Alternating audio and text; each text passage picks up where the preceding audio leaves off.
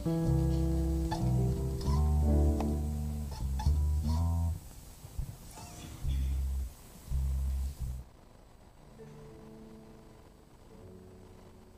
Bapak Ibu sekalian. Apa kabar? Ya, pagi ini kita akan memulai ibadah raya. Ya, saatnya untuk kita bersukacita, memuji menyembah nama Tuhan, menaikkan nama Tuhan. Saya undang berdiri.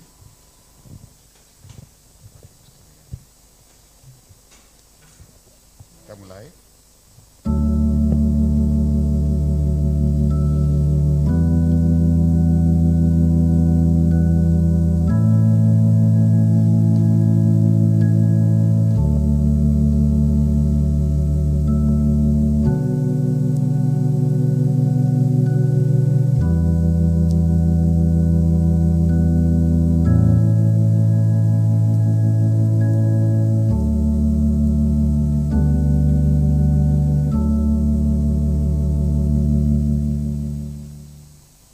Adapun pertolongan kita datangnya dari Allah Bapa yang menciptakan langit dan bumi dan segala isinya, dan yang tidak pernah meninggalkan perbuatan tangannya. Turunlah atas kita sekalian anugerah dan damai sejahtera dari Allah Bapa dan Putra dan Roh Kudus. Tuhan Yesus memberkati ibadah kita dari awal sampai akhir. Amin. Silakan duduk.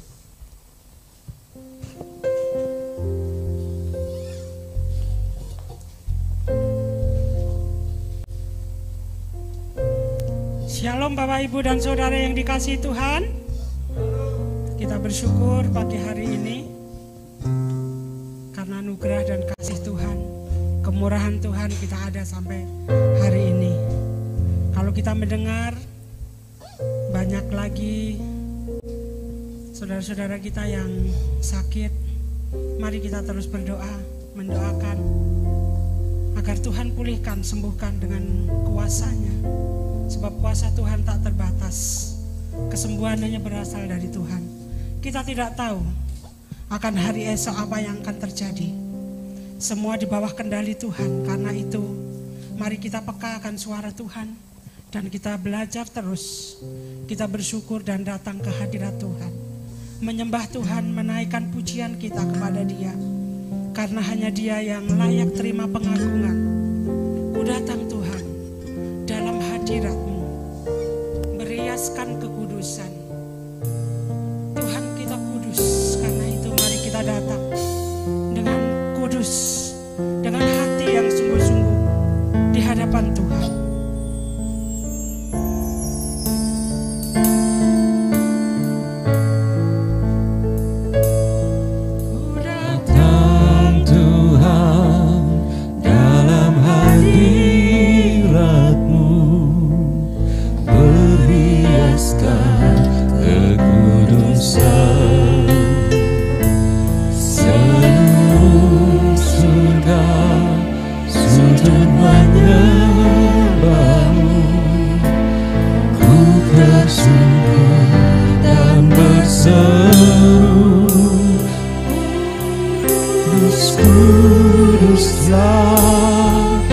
Kuduslah Tuhan Allah semesta alam.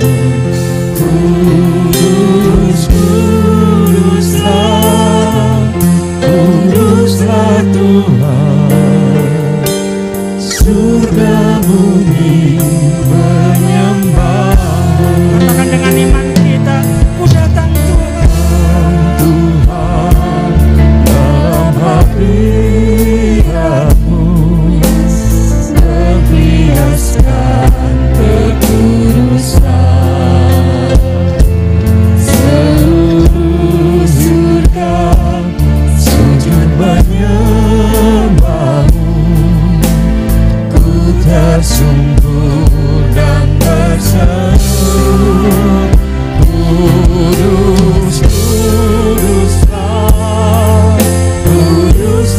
Tuhan, Allah semesta alam. Kudus, kuduslah, kuduslah Tuhan, surga bumi menyembah. Lebih dalam katakan ku datang Tuhan. Tuhan, Yes. dalam hadirat-Mu berhias dan kekudusan. Kami adalah orang-orang yang kau kasih. Seluruh surga Biarlah sujud surga menyembah Engkau. menyembah-Mu. Kami yang di sini juga akan menyembah Engkau Tuhan. Karena Engkau kudus. Kudus, kuduslah, kuduslah Tuhan, Allah semesta alam. Kudus, kuduslah, kuduslah Tuhan, surga bumi menyembah.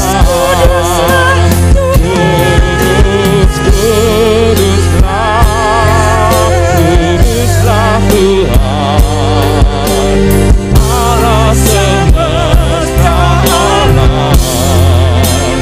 Kudus, kuduslah, kuduslah Tuhan, surga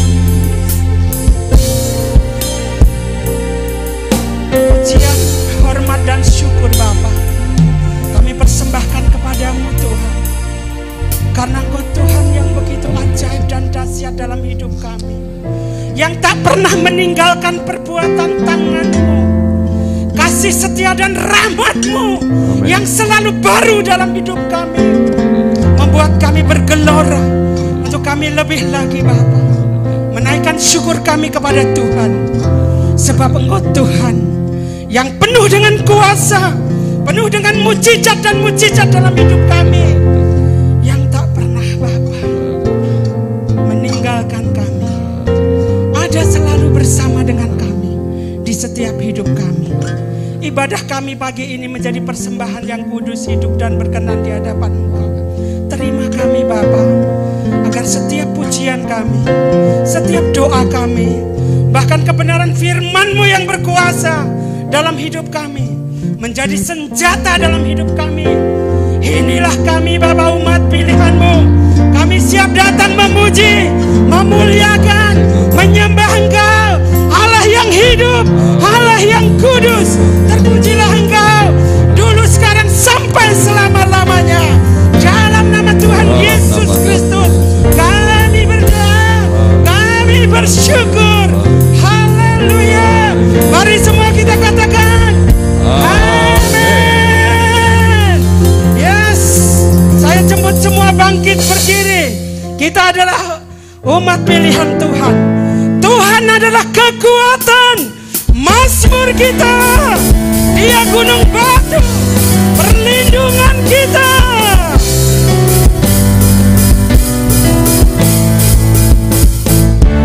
Tuhanlah kekuatan dan mazmurku,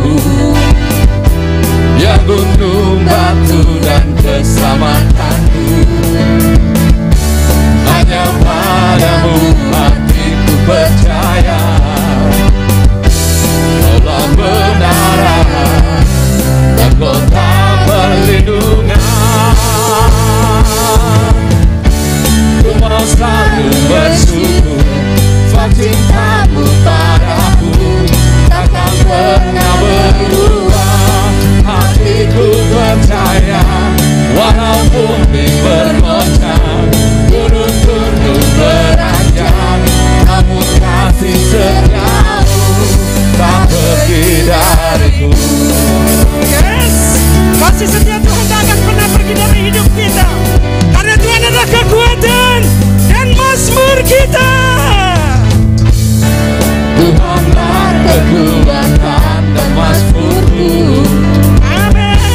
ya gunung batu dan keselamatanku. Haleluya. Hanya padamu hatiku percaya,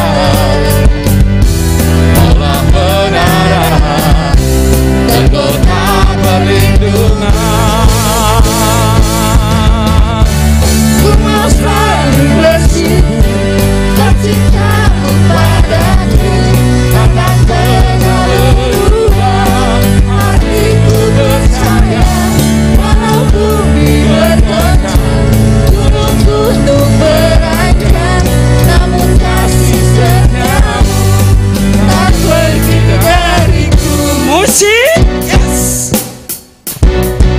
Kita akan selalu bersyukur kepada Tuhan, karena hanya Dia gunung batu kita, tempat perlindungan kita.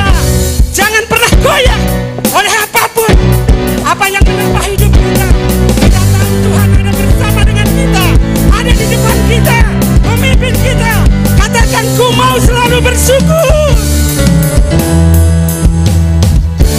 Ku mau selalu bersyukur, sebab cinta-Mu padaku takkan pernah berubah. Hatiku percaya, walau bumi bergoncang, gunung-gunung beranjak, namun kasih setia-Mu tak pergi dariku. Yes, ku mau selalu bersyukur. Ku mau selalu bersyukur, sebab cinta-Mu padaku takkan pernah berubah. Hatiku percaya, walau bumi bergoncang, gunung-gunung beranjak, namun kasih setia-Mu tak pergi dariku. Kasih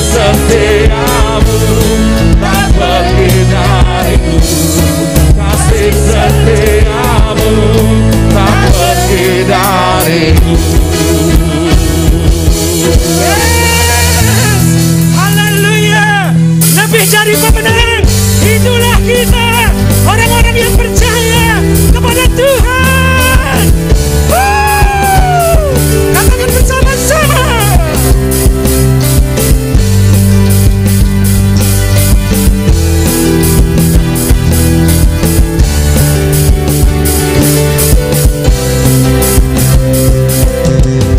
Lebih dari pemenang dalam segala perkara. Amin. Bisa dikalahkan oleh kuasa darahnya. Jika Allah di pihak kita, siapa dapat melawan? Kita lebih dari pemenang. Lebih dari pemenang. Dari pemenang dalam segala perkara. Bisa dikalahkan Oleh kuasa darahnya. jika Allah di pihak kita, siapa dapat melawan? Kita lebih dari pemenang. Haleluya.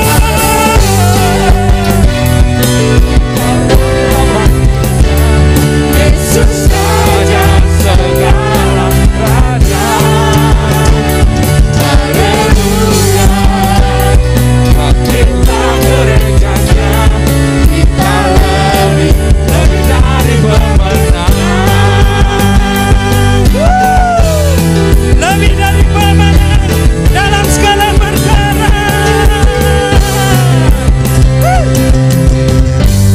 Dari pemenang dalam segala perkara. Bisa dikalahkan Oleh kuasa darahnya. jika Allah di pihak kita, siapa dapat melawan? Kita lebih dari Pemenang. Haleluya. Amin. Martabat bangkitnya, Yesus Raja segala raja. Haleluya.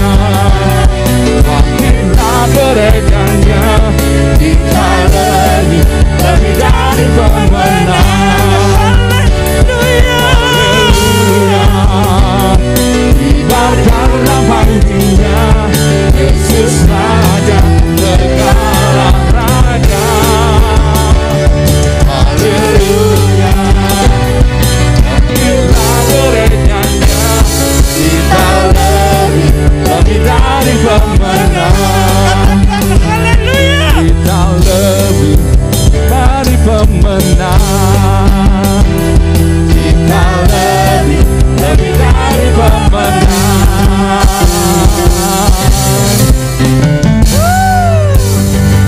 Siapa yang lebih dari pemenang, angkat tangan. Semua lebih dari pemenang. Yes. Silahkan duduk Bapak Ibu. Kalau kita lebih dari pemenang, apapun yang kita kerjakan, apapun yang terjadi dalam hidup kita, kita tidak akan pernah menyerah. Karena ada satu nama, Tuhan Yesus, nama yang berkuasa dalam hidup kita. Jangan pernah tinggalkan nama yang berkuasa ini. Sebentar kita akan mendengar kebenaran firman Tuhan, memberkati hidup kita, meneguhkan kita, bahkan membuat hidup kita selalu baru dan baru. Tidak ada hal-hal yang bagi Tuhan tidak ada yang mustahil. Apa yang sedang kita alami saat ini? Pergumulan berat apa yang kita alami? Mari kita datang kepada Dia. Dalam banyak perkara mungkin kita tidak dapat mengerti, tapi kita tahu Allah peduli, Allah mengerti kita.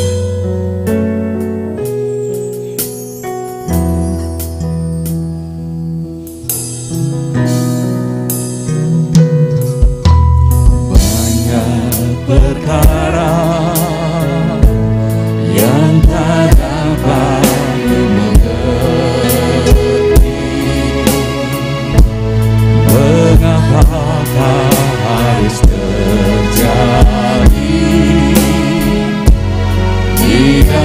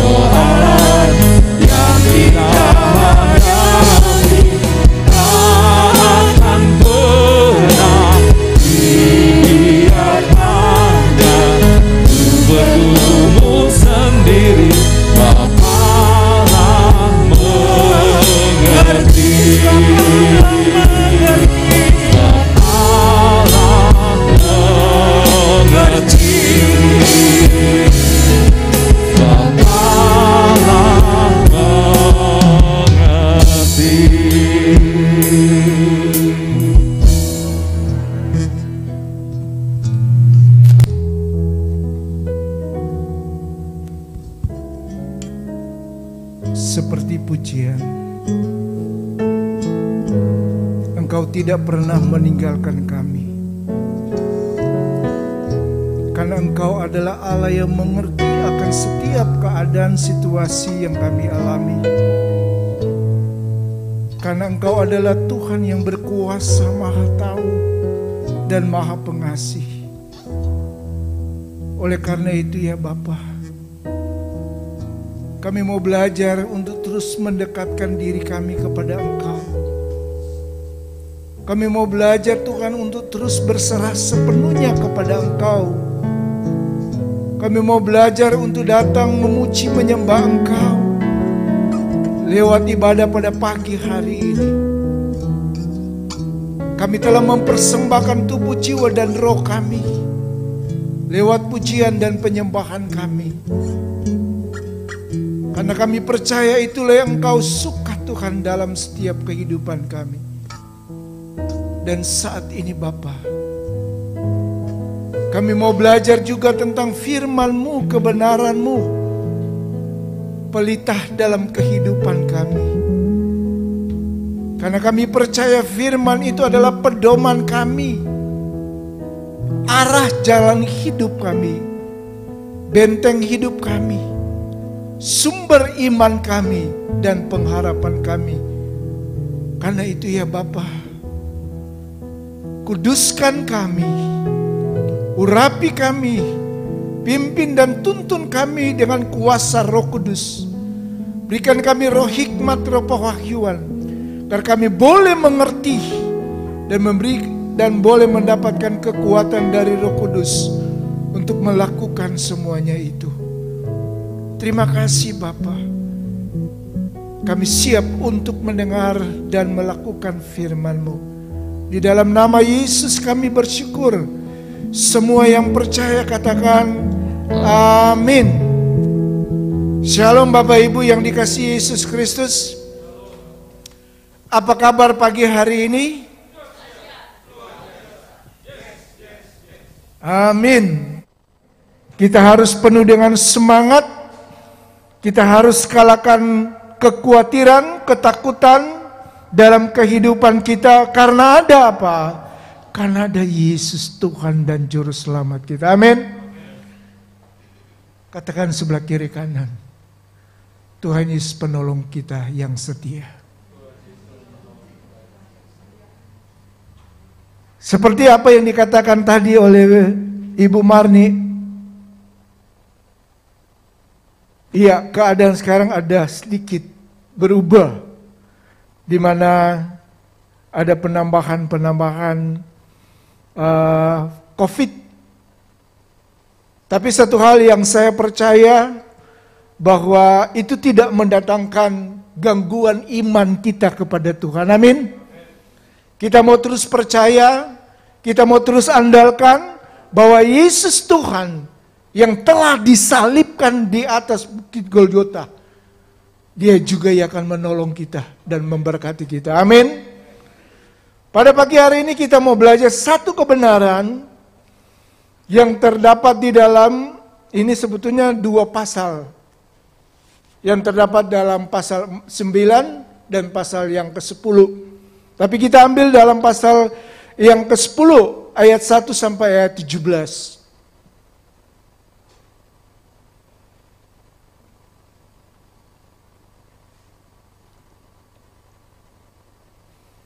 Yang sudah dapat katakan amin, dan saya undang untuk berdiri.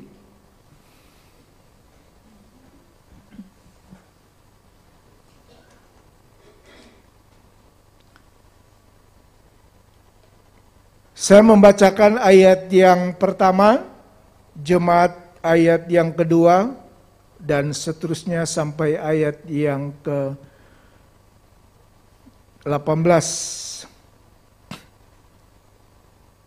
Karena perikop ini sebetulnya harus baca dari pasal 9 sampai pasal yang ke-10.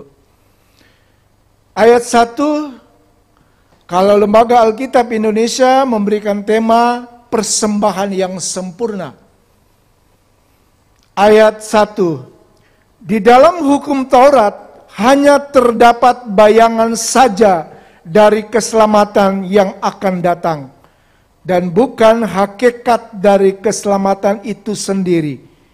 Karena itu, dengan korban yang sama, yang setiap tahun terus-menerus dipersembahkan, hukum Taurat tidak mungkin menyempurnakan mereka yang datang mengambil bagian di dalamnya.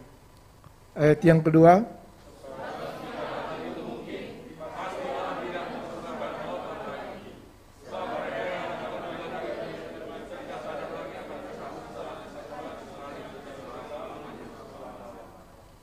Tetapi justru oleh korban-korban itu setiap tahun orang diperingatkan akan adanya dosa.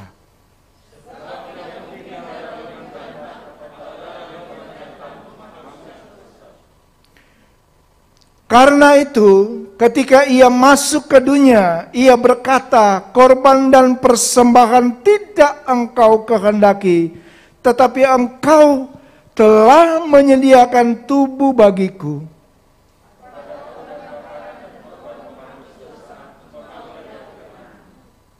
Lalu aku berkata, sungguh aku datang dalam gulungan kitab, ada tertulis tentang aku untuk melakukan kehendak-Mu, ya Allahku.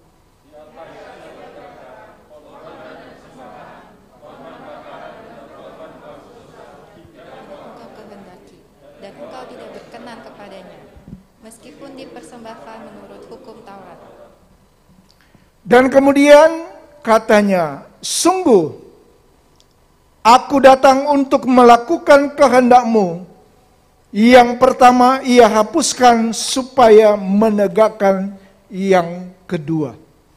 Dan karena kehendaknya inilah kita telah dikuduskan satu kali untuk selama-lamanya oleh persembahan tubuh Yesus Kristus.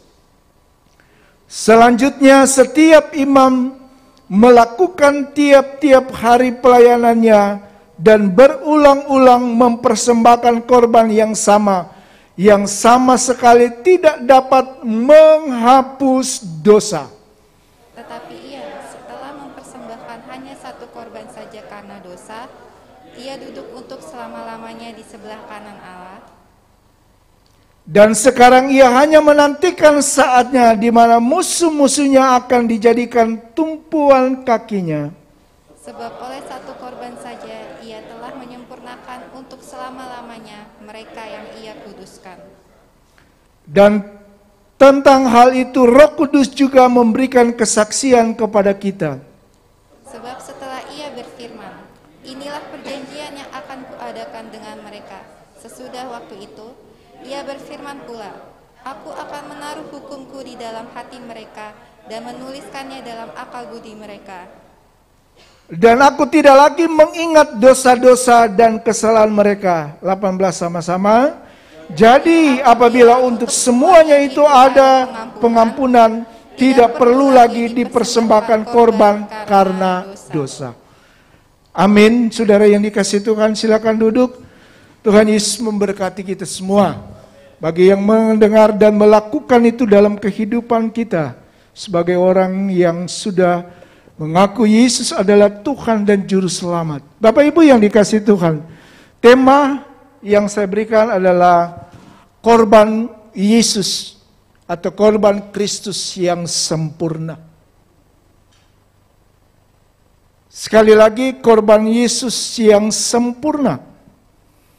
Karena tidak ada korban lagi yang kita lakukan dalam kehidupan kita setelah kita percaya bahwa Yesus adalah Tuhan dan Juru Selamat. Kenapa saya katakan bahwa korban Yesus itu sempurna? Coba kita lihat di dalam ayat 14. Sekali lagi ayat 14, dia berkata demikian, sebab oleh satu korban saja, ia di situ huruf besar ya, ia yaitu Yesus telah menyempurnakan untuk selama-lamanya mereka yang ia kuduskan. Sekali lagi, sebab oleh satu korban saja yang dikorbankan itu siapa? Yesus.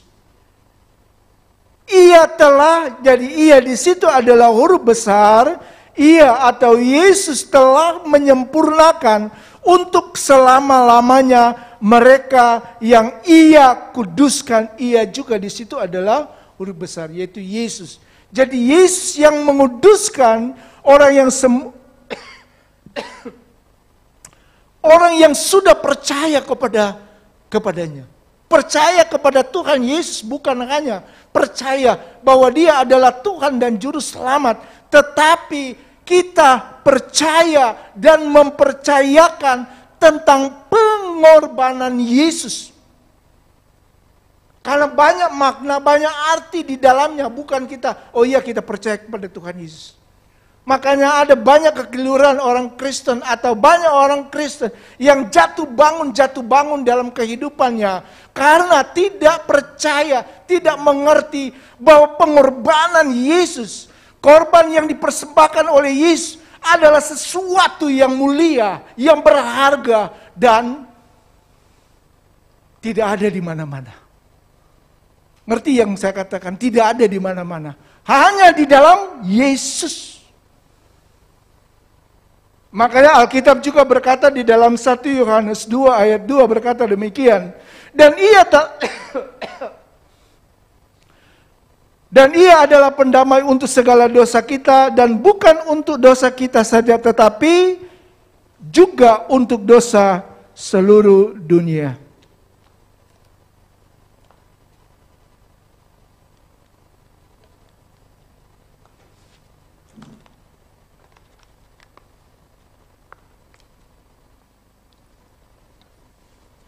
Apa maksudnya? Bahwa bukan hanya kita yang dikuduskan, yang diampuni, yang dibebaskan dari dosa, ya seluruh dunia. Artinya apa? Setiap orang yang ada di dunia ini memiliki kesempatan untuk bisa datang kepada Tuhan dan diampuni.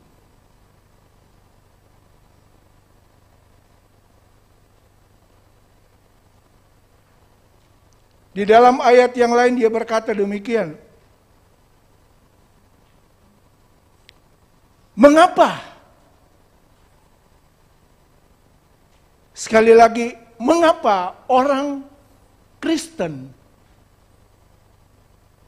yang sebetulnya di dalam kitab-kitab perjanjian lama mempersembahkan korban?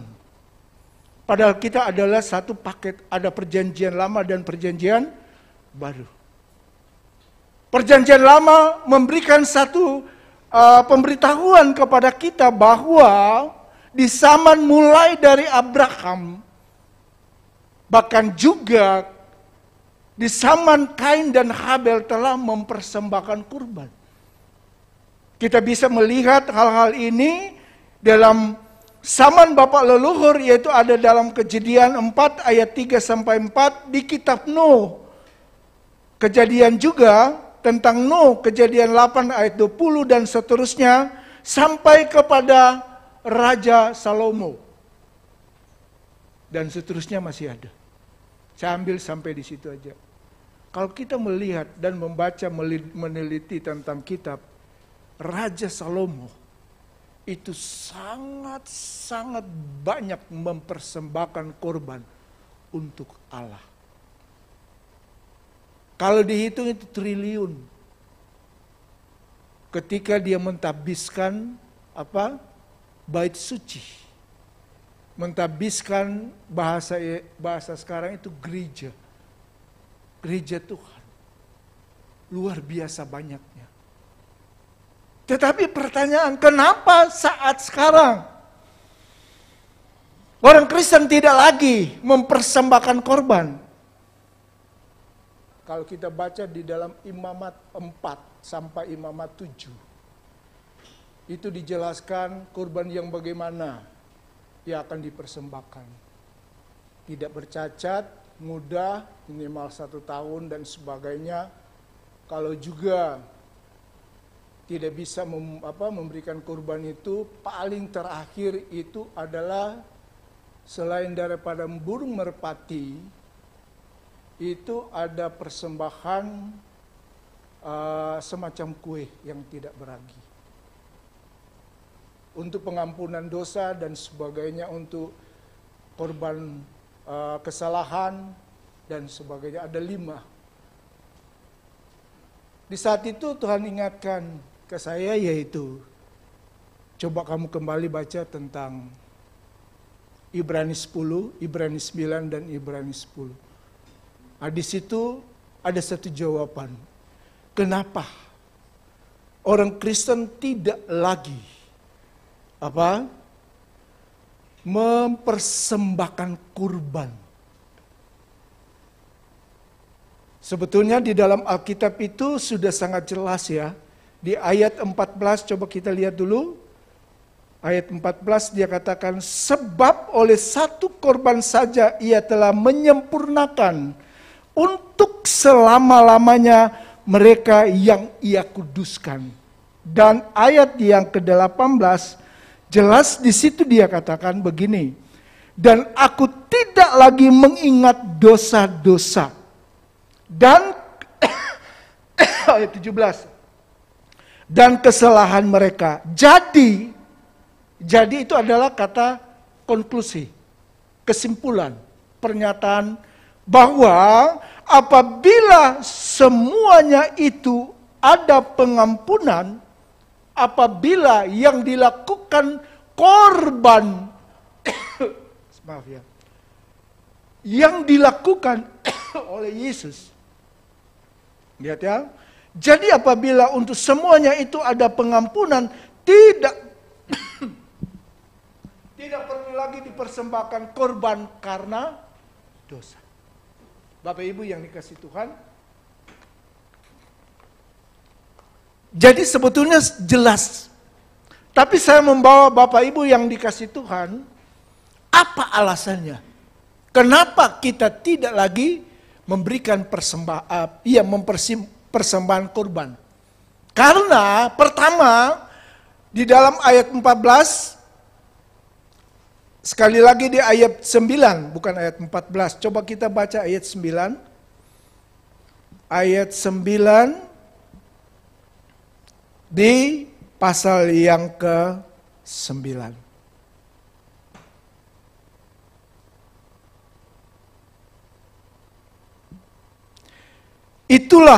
Itu adalah kiasan masa sekarang.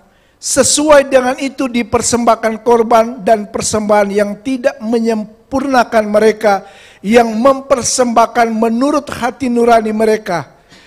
10, karena semua itu di samping makanan, minuman, dan pelbagai macam pembasuhan hanyalah peraturan-peraturan untuk hidup instani yang hanya berlaku sampai tibanya waktu pembaharuan.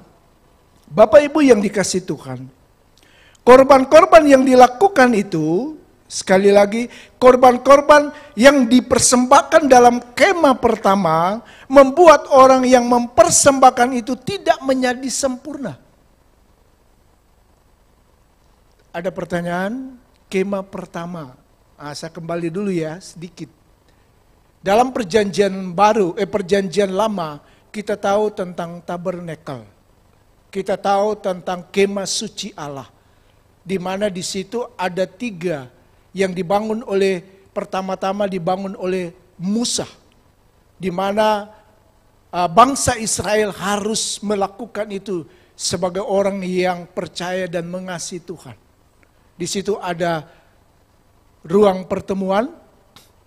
Ruang pertemuan itu adalah ruang di mana semua jemaat bisa berkumpul, memuji Tuhan, menyembah Tuhan, melakukan sesuatu yang ada di situ. Kemudian di situ juga akan dilakukan korban persembahan. Kemudian yang kedua itu adalah apa? Tempat kudus. Jadi ada tirai dari ruang 1 pertemuan, ruang kedua itu ruang kudus, ruang ketiga itu adalah ruang maha kudus. Ruang kudus itu hanya bisa ditempatkan oleh imam-imam dan dia melakukan apa yang menjadi pekerjaannya, pelayanan yang ada di dalam ruang maha kudus, ruang kudus. Sedangkan ruang ketiga itu yang disebut ruang maha kudus. Di situ adalah terdapat tabut perjanjian Allah. Dan itu, ruang itu adalah ruang yang hanya setahun sekali bisa masuk oleh imam besar. Hanya setahun sekali. Dan dia membawa apa? Darah korban, dan darah korban untuk jemaat yang berdosa, dan darah korban sendiri. Itu pun dilakukan setiap setahun sekali, berulang-ulang. Di mana apa yang dilakukan tadi, maka dikatakan di dalam persembahan itu, korban yang dipersembahkan itu, membuat orang yang mempersembahkan itu tidak menjadi sempurna. Karena apa? Hanya korban daripada lembu, sapi, kambing, domba, dan seterusnya. Jadi tidak sempurna, tetapi ini adalah yang disebut gambaran, bayangan yang akan dilakukan oleh Yesus. Sekali lagi akan dilakukan oleh Yesus. Makanya di dalam ayat berikut memberikan penjelasan bahwa persembahan itu tidak dapat menghilangkan ganjaran apa yang kita sudah lakukan, atau kecemaran, atau kuasa dosa. Persembahan-persembahan itu tidak membebaskan hati nurani dari kengerian murka Allah. Jadi apa yang dilakukan, persembahan-persembahan korban yang dilakukan pada zaman perjanjian, yaitu tidak, sekali lagi, tidak menghapus atau hati nurani itu tidak disucikan. Nah, nanti ini persoalannya saya akan terangkan tentang hati nurani. Dan sebetulnya disinilah poin unik yang hanya ada pada kekristenan. Tadi saya sudah katakan bahwa persembahan-persembahan itu tidak apa? Tidak membebaskan hati nurani dari kengerian murka Allah. Jadi untuk apa persembahan yang dilakukan oleh bangsa Israel, orang yang percaya kepada Allah, orang yang dibawa Allah dari Mesir kepada tanah Kanaan, dan apa yang dipersembahkan oleh Musa, oleh Raja Daud, oleh raja-raja yang sebelumnya yang kita ketahui. Dia cuma berkata, dia hanya menghapus dosa jasmani umat manusia. Makanya apa yang dikatakan di ayat 13, jika darah domba jantan dan darah lembu jantan dan percikan abu lembu muda menguduskan mereka yang najis, Sehingga mereka disucikan secara apa? Secara lahiriah. Lahiriah itu tentang apa? Keadaan yang ada kita pada saat ini. Tubuh, tetapi yang Tuhan mau supaya manusia itu diampuni, dikuduskan selama-lamanya, yaitu dengan ada darah Yesus. Untuk apa? Untuk membersihkan hati nurani. Hati nurani itu saya mau katakan di sini ya. Kalau kita gambaran daripada bait suci, kemah suci Allah itu ada tiga. Ada tiga ya. Tadi ada apa? Kemah, ruang pertemuan. Kedua, ruang kudus. Yang ketiga adalah ruang maha kudus. Ruang pertama ini adalah ruang di mana mengelola tempat persembahan. Kemudian dibawa oleh imam. Imam itu membawa kepada ruang maha kudus dan sebagainya. Di manusia ini ada tiga. Satu apa? Tubuh. Kedua apa? Jiwa. Ketiga, roh. Tapi, kalau kita belum mengenal Kristus, kalau kita belum percaya Kristus, kalau kita belum mengimani tentang Kristus, maka roh kita masih dalam keadaan mati. Jadi roh kita ini, yang sekali lagi, orang yang belum percaya Yesus, roh manusia itu masih bergabung dengan jiwa. Akhirnya apa? Apa yang dilakukan dipahami oleh roh dan jiwa, maka diekspresikan oleh apa? Tubuh. Makanya orang percaya apa yang dia mau lakukan? Lakukan sekehendak dia. Dia membunuh orang, dia apa lagi? Membohongi orang, dia apa lagi? Dia mau mencuri. Kenapa? Roh kita belum dikuasai oleh Tuhan. Belum dikuasai oleh Roh Kudus. Maka apa yang dipikirkan oleh jiwa itu terdiri dari apa? Pikiran, perasaan, dan kehendak. Manusia bisa hidup dengan tanpa dibersihkan roh kita? Bisa.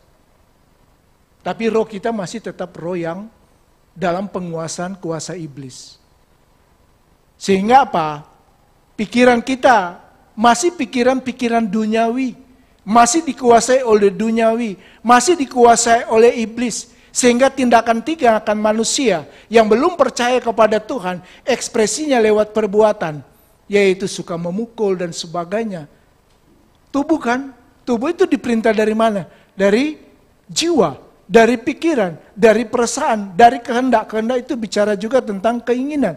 Maka apa yang disuruh oleh pikiran, oleh jiwa, maka tangan bisa melakukan sesuatu, mata bisa melihat sesuatu dengan mata, dengan penglihatan-penglihatan yang tidak berkenan kepada Tuhan, itu sudah sesuatu yang biasa. Kaki juga berjalan bukan kepada tujuan kehendak Allah, tetapi berjalan misalnya, bisa berjalan untuk mencuri, bisa berjalan untuk berkelahi, bisa berjalan untuk melakukan sesuatu yang tidak baik. Karena dalam perintah jiwa. Tapi singkat saja, bahwa hati nurani itu ada di dalam roh kita.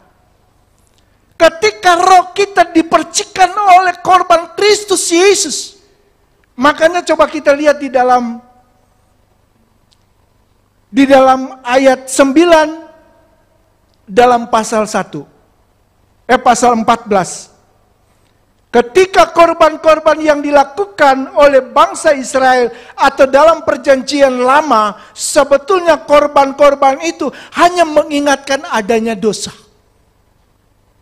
Kemudian, itu bisa lihat di dalam ayat yang ketiga ya. Kemudian, ayat yang keempat, di dalam ayat yang ke-9, pasal 9, dia katakan di situ terdapat mesbah pembakaran ukupan dari emas dan tamput perjanjian yang seluruhnya disalut dengan emas dan dibalut perjanjian. Pasal 10 bukan. Sebab tidak mungkin darah lembu jantan atau darah domba jantan menghapus dosa. Ada firman berkata seperti itu. Sebab tidak mungkin darah lembu jantan atau darah domba jantan menghapus dosa. Karena itu ketika ia masuk ke dunia, ia berkata, korban dan persembahan tidak engkau kehendaki, tetapi engkau telah menyediakan tubuh bagiku. Maka kita bisa kembali, kenapa harus ada korban Kristus? Ini yang menjadi pertanyaan. Karena semuanya itu di dalam ayat 5, ayat 4, sebab tidak mungkin darah lembu jantan atau darah domba jantan menghapus dosa. Tidak mungkin.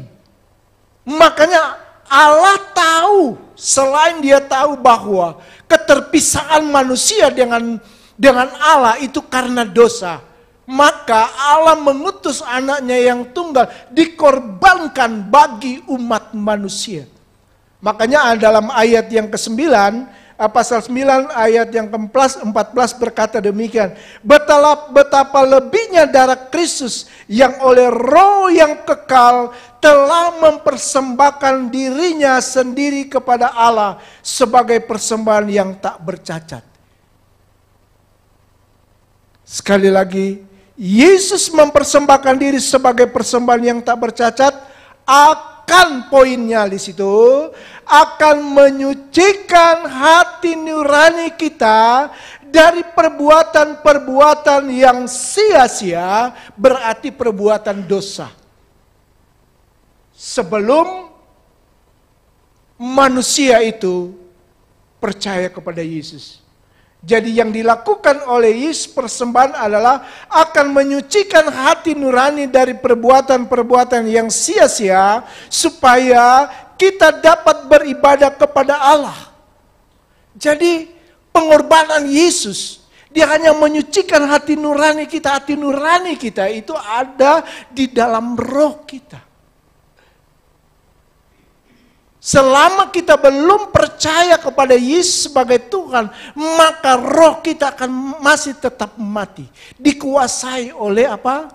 Oleh kuasa-kuasa kegelapan atau iblis.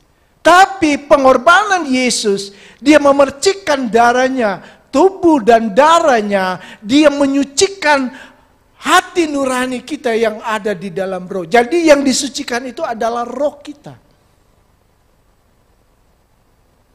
Dan roh kita ketika kita percaya kepada Yesus sebagai Tuhan dan Juru Selamat, maka secara otomatis roh kita disucikan, disempurnakan. Atau roh kita dihidupkan. Sehingga apa? Roh kita itu menjadi tempat di mana Allah bertakhta. Di mana Roh Kudus bertakhta, berdiam diri. Jadi tempat Roh Kudus berdiam diri dalam setiap orang percaya, yaitu ada di roh kita. Amin Bapak Ibu? Memang ini pembelajaran ya, tapi ngapa, dengar dulu. Roh Kudus ada di roh kita. Makanya di dalam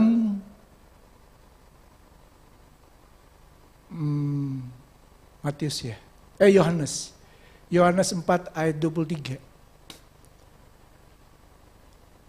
Kita sebagai orang percaya menyembah Yesus di dalam apa? Roh dan kebenaran. Tidak menyembah melalui jiwa. Kok kita kan berekspresi? Kita angkat tangan, tubuh kita, iya, benar. Tunggu dulu, kita bisa berekspresi, kita bisa memuji Tuhan, kita bisa berkata, kita bisa mengungkapkan syukur kita. Ada perintah dari apa? Jiwa. Ada perintah dari apa? Perasaan. Makanya kadang-kala orang memuji Tuhan dia menangis. Tapi tunggu dulu, Yang dia menangis itu karena apa? Roh kita sudah dipulihkan, dan roh kita di mana tempat Allah bertakhta, di mana Roh Kudus bertakhta, disitulah Tuhan dan umat manusia yang percaya, disitulah terjadi satu komunikasi. Jadi Allah berbicara kepada kita, bukan berbicara kepada jiwa, bukan berbicara kepada tubuh, tetapi Allah berbicara kepada kita melalui apa? Roh Kudus. Kepada apa? Di mana? Dengan roh kita. Jadi hubungan Allah dengan manusia itu hanya dalam roh. Ketika roh kita terus dituntut, terus dibarui, terus diingatkan oleh firman dan Roh Kudus, maka roh ini akan mempengaruhi jiwa yang dulunya masih dalam kekuasaan iblis, atau jiwa kita masih berkata kotor, jiwa kita masih merasakan sesuatu yang tidak baik.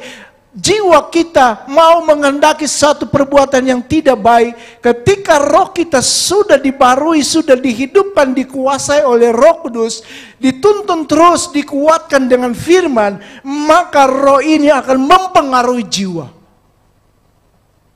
Sekali lagi, mempengaruhi jiwa. Ketika dia pengaruhi jiwa dan jiwa itu tunduk, perasaan, kehendak, pikiran, tunduk kepada roh kita dalam tuntunan Roh Kudus, maka apa yang dikatakan oleh firman, jiwa ini akan terus membarui. Makanya ada mungkin yang bertanya begini, kok orang sudah percaya, kenapa masih berbuat zina? Masih ada yang berbuat bohong, masih ada yang masih mencuri. Karena apa? Sebetulnya roh dia, kalau benar-benar roh dia sudah dipercikkan oleh tubuh darah Kristus, maka jiwa kita harus tunduk kepada roh kita. Tapi karena ada yang disebut apa? Kebebasan itu? Kehendak bebas. Kalau dia nggak mau patuh, dia masih senang dengan gaya hidupnya yang lama, maka dia tidak akan menunjukkan yang disebut manusia baru. Maka sepertinya yang saya katakan tadi, maka perlu roh kita ada pujian, ada penyembahan, ada dan seterusnya, sehingga roh kita semakin kuat. Saya kembali tadi ya, tentang hati nurani. Dalam roh kita ada 3 unsur. 1, hati nurani. Makanya saya katakan tadi, kenapa Yesus berkorban untuk menyucikan hati nurani. Karena dia ada dalam roh, berarti menyucikan tentang roh kita. Ada hati nurani, ada intuisi, ada perasaan. Masih agak bingung. Oke, enggak apa-apa. Bicara tentang hati nurani, sederhana aja. Ketika kita sudah percaya kepada Yesus, berarti roh kita sudah dibalut dengan kesempurnaan darah Kristus. Maka ketika kita mau melakukan dosa, masih dalam rencana loh. Dia udah mulai ingatkan, Roh Kudus mengingatkan. Roh kita yang ada dalam Roh Kudus mengingatkan kita. Rencanamu jahat, jangan lakukan. Atau pada titik yang lain, ketika kita sudah melakukan yang tidak baik, maka Roh Kudus akan ingatkan. Makanya orang yang berkata itu Roh Kudus mengingatkan. Padahal sebetulnya benar Roh Kudus mengingatkan melalui apa? Hati nurani. Hati nurani ini berfungsi mengingatkan kepada semua orang percaya. Kamu sudah lakukan yang salah. Ketika saya udah mulai berpikir sesuatu yang tidak baik, hati nurani mengingatkan itu salah. Minta ampun dan bertobat. Hati nurani itu tidak tergantung pada situasi manusia, tidak tergantung pada pengetahuan manusia, tidak tergantung pada kondisi-kondisi yang ada, tapi dia secara langsung keluar karena dia ada dikuasai oleh Tuhan. Apa yang dia katakan itu pasti benar. Makanya juga ada yang disebut intuisi, yaitu perasaan-perasaan yang ada di dalamnya. Jadi roh kita itu ada, sebetulnya boleh katakan ada pikiran, ada perasaan, ada kehendaknya. Dan yang ketiga yaitu apa? persekutuan. Dia terus bersekutu. Makanya tadi saya katakan bahwa orang percaya berhubungan dengan Allah, dengan Tuhan, persekutuan dia langsung dengan roh, bukan dengan jiwa. Dengan roh kita dengan Roh Kudus, karena Allah mau menyampaikan kepada manusia, ini manusia, tetapi Allah harus menyampaikan lewat Roh Kudus. Maka di situ saya katakan peran Roh Kudus itu sangat-sangat besar buat saya dan saudara. Jangan sampai kita tidak memberikan kesempatan kepada Roh Kudus untuk berperan dalam kehidupan kita. Karena segala sesuatu yang dari Allah kepada manusia lewat Roh Kudus sampaikan kepada roh kita. Kita juga akan menyampaikan kepada Allah lewat Roh Kudus yang menyampaikan kepada Bapa. Karena apa yang dilakukan oleh Roh Kudus tidak lain, dia mau memperkenalkan siapa Yesus, siapa Tuhan. Kita tidak akan mengerti tentang Yesus, tentang peran Yesus, tentang apa yang dia kehendaki kalau kita tidak ada hubungan dengan Roh Kudus. Kenapa orang Kristen belajar tentang Tritunggal? Karena ada Allah Bapa, Allah Anak, adalah Roh Kudus, Allah Pencipta, Allah Penyelamat, Allah Pembimbing dan Penolong. Ini sangat perlu. Sekali lagi makanya ada pengorbanan Yesus. Karena korban yang dipersembahkan pada perjanjian lama, apa yang dikatakan oleh ayat-ayat tadi, yaitu tidak mungkin darah lembu jantan atau darah domba jantan menghapuskan dosa. Jadi apa yang harus dilakukan oleh Allah? Walaupun semua itu adalah rancangan Allah, itu adalah bayangan dalam ayat 1, itu hanya bayangan keselamatan yang akan dikerjakan oleh Yesus. Maka kesempurnaan itu ketika Yesus datang berkorban untuk menyelamatkan saya dan saudara. Dan ini hanya ada di dalam kekristenan. Kita sudah diselamatkan, kita telah ditebus. Roh kita sudah disempurnakan oleh darah Kristus. Korban Kristus telah menyempurnakan kita. Kemudian kita diselamatkan, mendapat hadiah surga yang kekal. Amin. Kita ini, saya dan saudara yang sudah percaya kepada Yesus. Makanya tidak ada lagi korban. Makanya apa yang dikatakan di dalam ayat 18. Saya ambil yang terakhir ayat 17. Dan aku situ Tuhan, aku tidak lagi mengingat-ingat dosa dan kesalahan mereka karena sudah dipersembahkan apa? Kristus Yesus, darah yang disebut darah anak domba Allah. Amin. Dan darah anak domba Allah itu sempurna. Makanya di ayat 18 dia berkata, jadi apabila untuk semuanya itu ada pengampunan, tidak perlu lagi dipersembahkan korban karena apa? Karena dosa. Makanya orang Kristen nggak perlu lagi membawa kambing, membawa domba, membawa lembu, membawa sebagainya untuk korban. Tidak.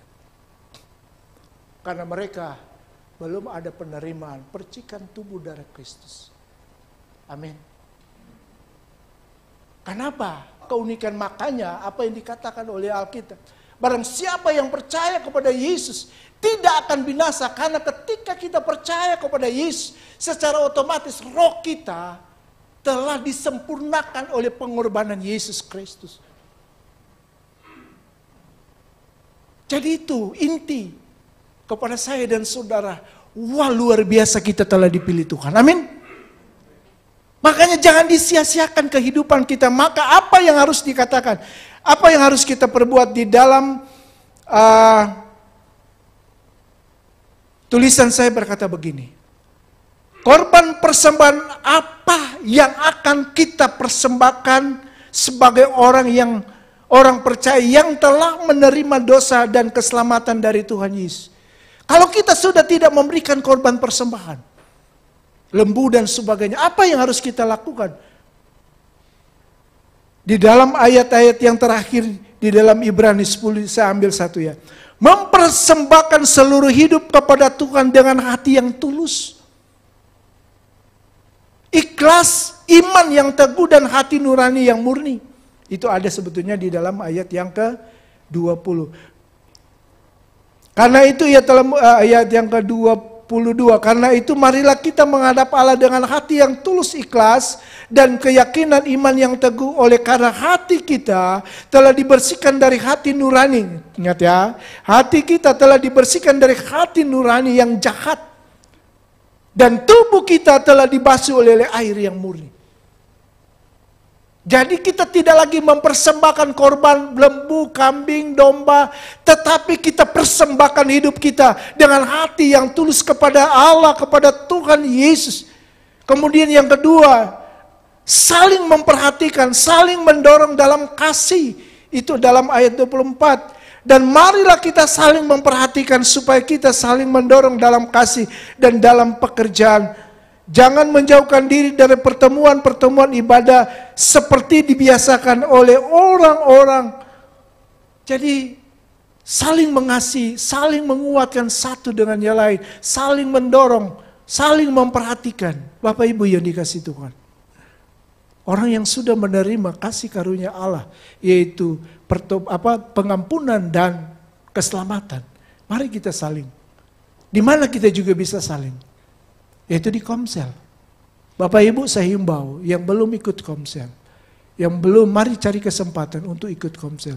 Karena disitulah kita saling mendukung, saling memperhatikan, saling mendorong dalam kasih.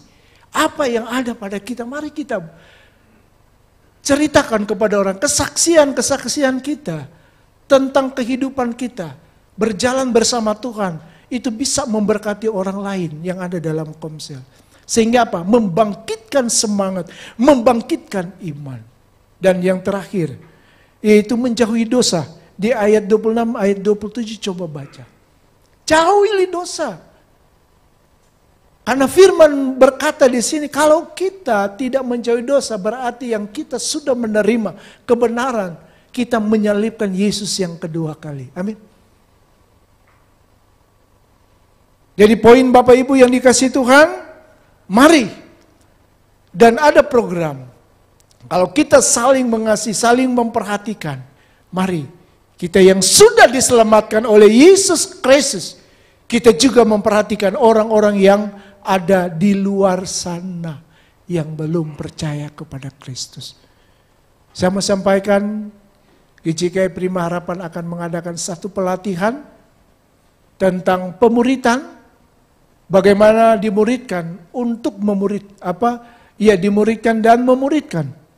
Jadi dia bisa dilatih untuk menjangkau jiwa-jiwa, tapi dilatih dalam waktu 10 hari. Dilatih 10 hari, kemudian 20 hari terjun langsung praktek. Ya kita doakan, ini sulit, sekali lagi sulit. Tetapi kita percaya Tuhan akan membuka semuanya itu agar orang-orang yang akan kita latih benar-benar orang-orang yang dikirim oleh Tuhan. Semoga kebenaran ini memberkati kita semua. Tuhan Yesus memberkati kita. Amin.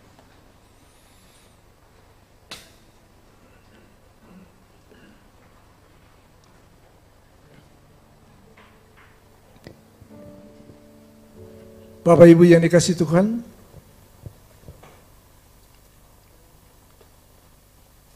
saya undang untuk mempersiapkan cawan dan roti. Kita akan masuk dalam perjamuan kudus.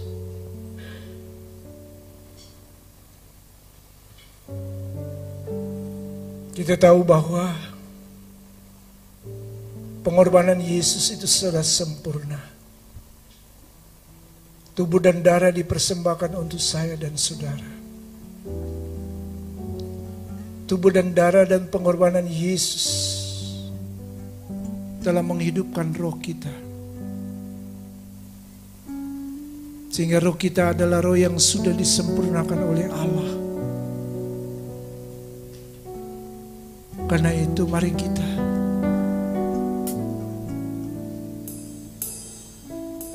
mengingat tentang pengorbanannya. Jangan sia-siakan pengorbanan Yesus. Tapi mari kita senantiasa menghargai dengan kita mempersembahkan tubuh, jiwa, dan roh kita kepada Tuhan.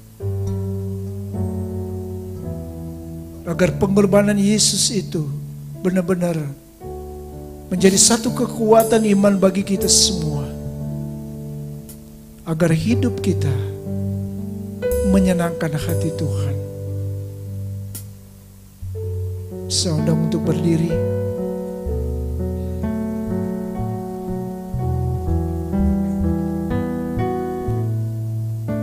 Tuhan Yesus,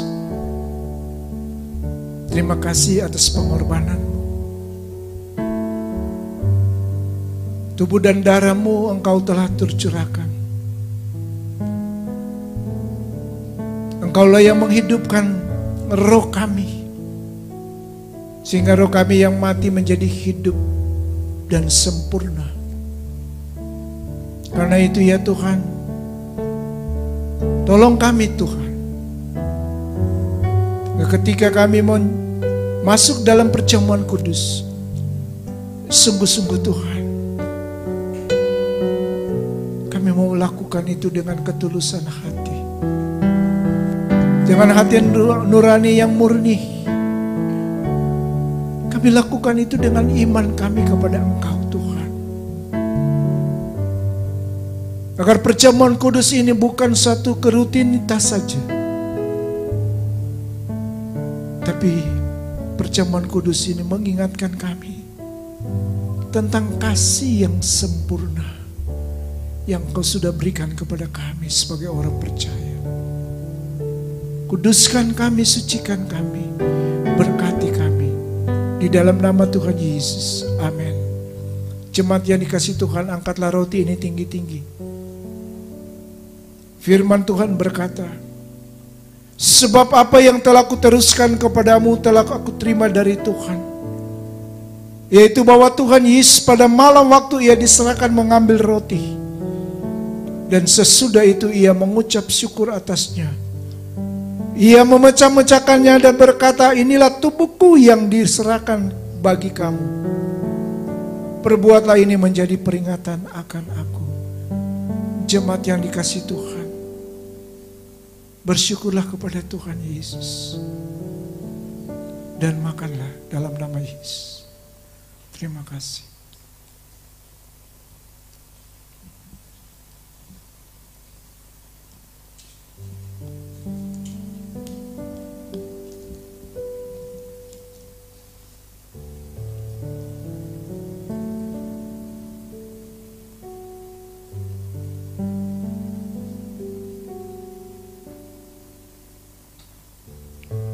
Jemaat Tuhan, angkatlah cawan ini tinggi-tinggi. Firman Tuhan berkata demikian. Demikian juga Ia mengambil cawan sesudah makan lalu berkata, cawan ini adalah perjanjian baru yang dimeteraikan oleh darahku. Perbuatlah ini setiap kali kamu meminumnya menjadi peringatan akan aku. Bersyukurlah dan minumlah dalam nama Yesus.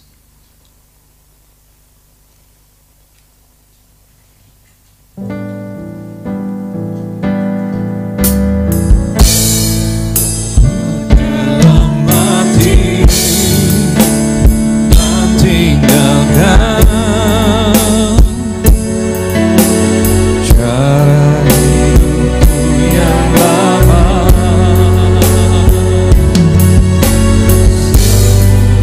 Kasih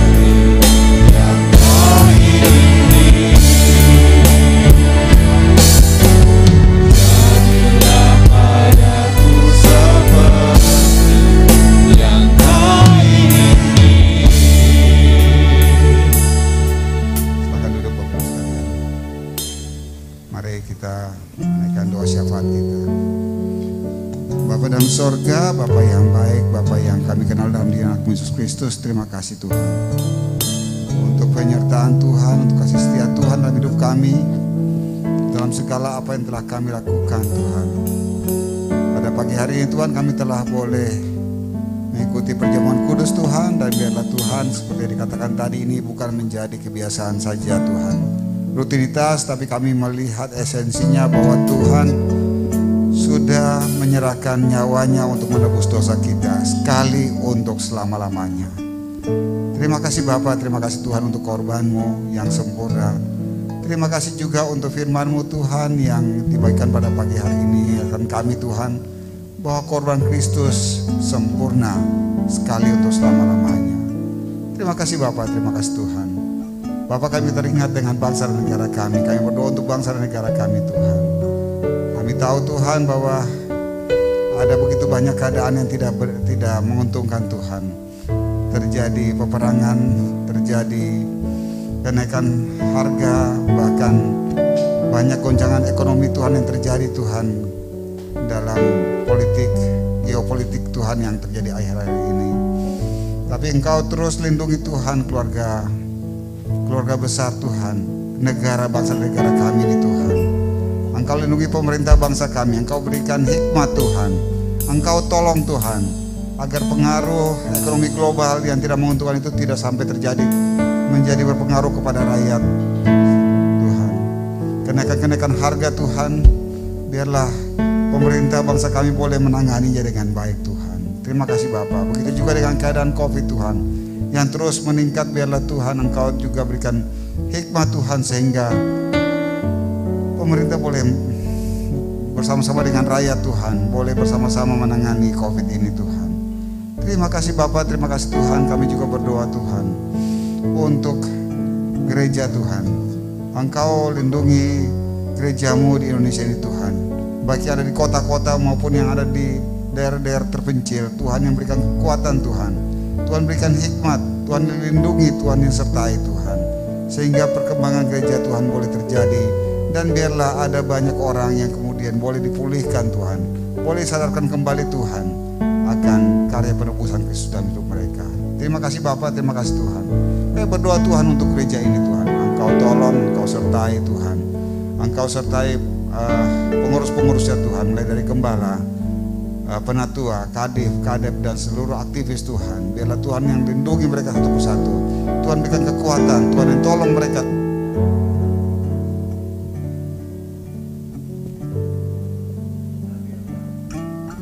Dan biarlah Tuhan hanya berkat daripada Tuhan saja yang terus menolong, menjaga mereka, memberikan support.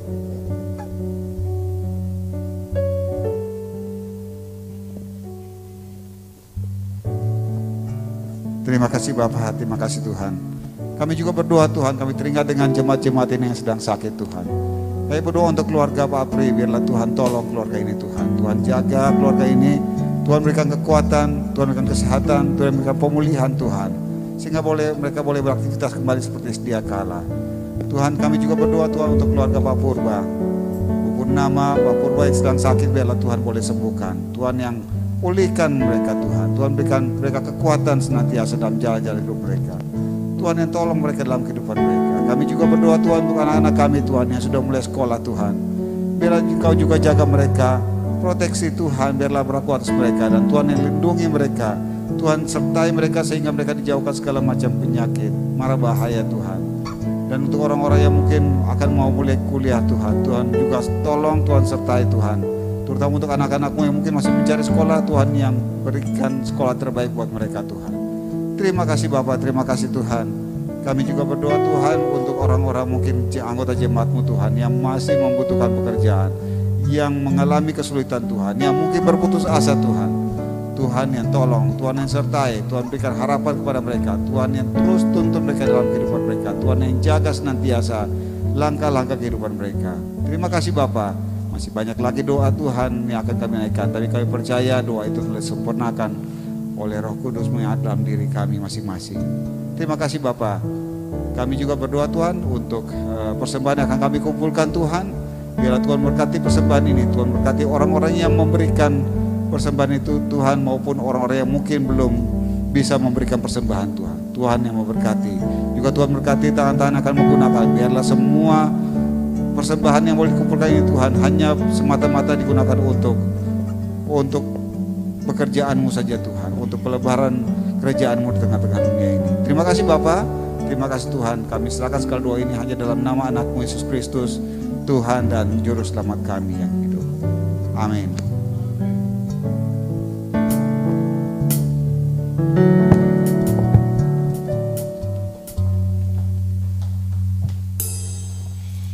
Baik Bapak Ibu dan Saudara, tiba waktunya kita memberikan persembahan langsung 2 kantong. Jadi Bapak Ibu bisa siapkan kedua-duanya dalam 2 kantong ini. Mari kita akan berikan yang terbaik buat Tuhan, karena Tuhan sudah memberi kita yang lebih baik. Ku terima janji Allah bagi kaum Yehuda.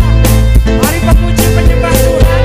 Terima janji-janji Tuhan, karena hanya dari Dia semuanya ada. Kita boleh memperoleh kelimpahan.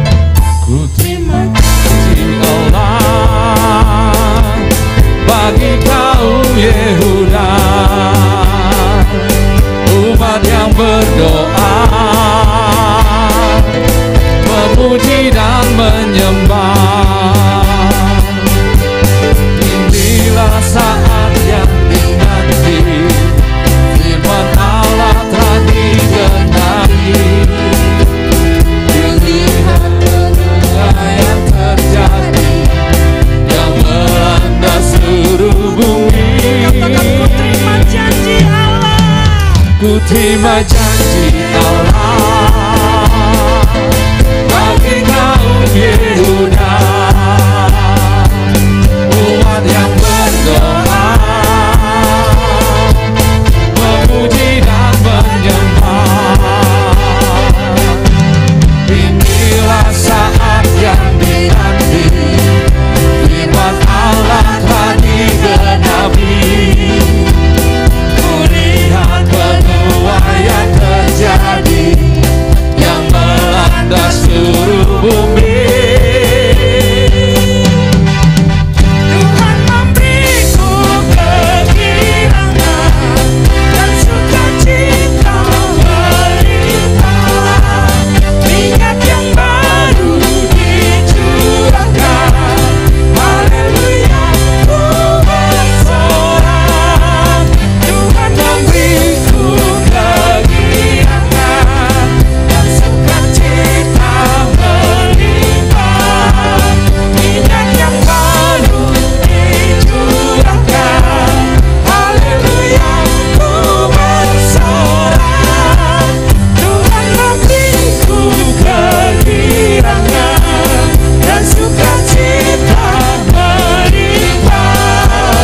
Minyak yang baru dicurahkan, haleluya, ku bersorak.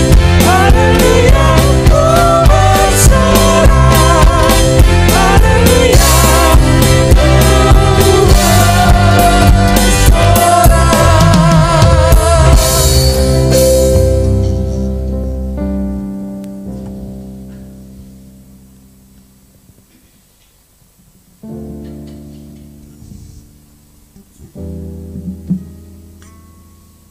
Bapak Ibu yang dikasihi Tuhan, saya undang untuk berdiri.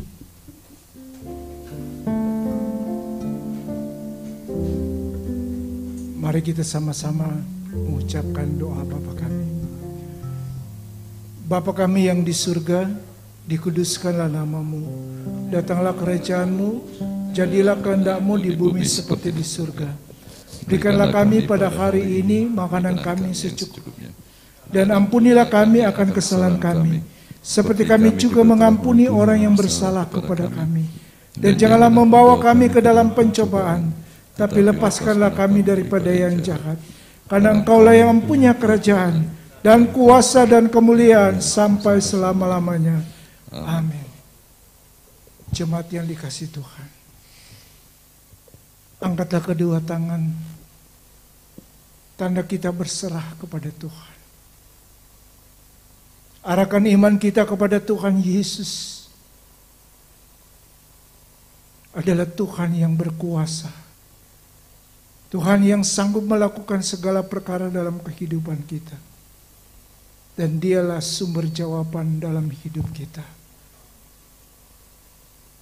Terimalah berkat Tuhan. Tuhan Yesus memberkati pekerjaanmu. Tuhan Yesus memberkati usahamu. Tuhan Yesus memberkati kesehatanmu. Tuhan Yesus memberkati kesehatan keluargamu. Tuhan Yesus memberkati pelayananmu. Tuhan Yesus memberkati dengan berkat yang berlimpah-limpah. Kasih karunia dari Allah Bapa dan dari Tuhan Yesus Kristus serta persekutuan dengan Roh Kudus memberkati kita semua. Semua kita katakan amin.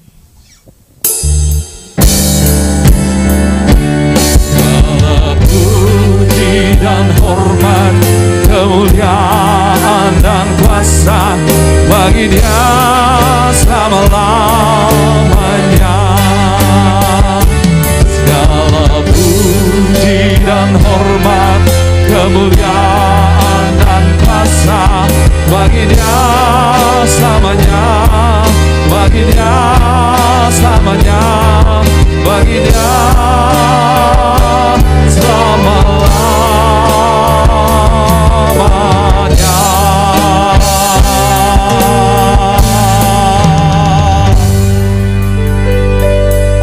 Silakan duduk, kita mengucap syukur ibadah telah selesai.